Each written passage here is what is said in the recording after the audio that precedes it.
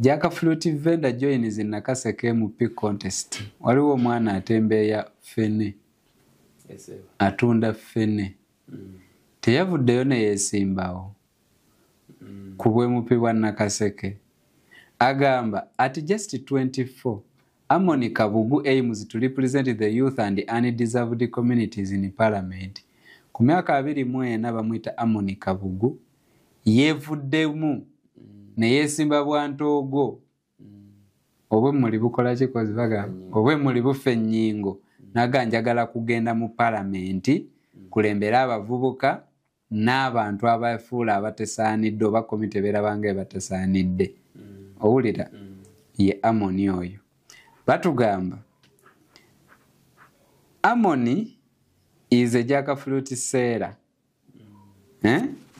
Among the 7 candidates nominated to contest for the Nakaseke Central Parliament seat on an independent ticket, Mr. Amoni Kabugu is a resident of Kiwoko Town Council in Nakaseke district and is a living through jackfruit vending.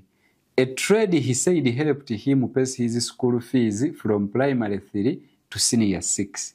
Twakino yagadde omwana ono nti anfaanana.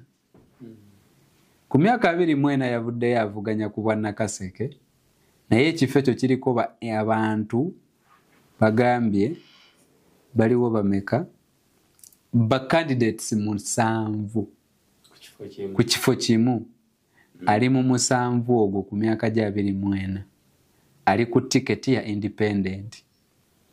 Amoni mutuuze wa Kiwoko Town Council mu Nakaseke district. Naye sente zazijja mu kutunda fene.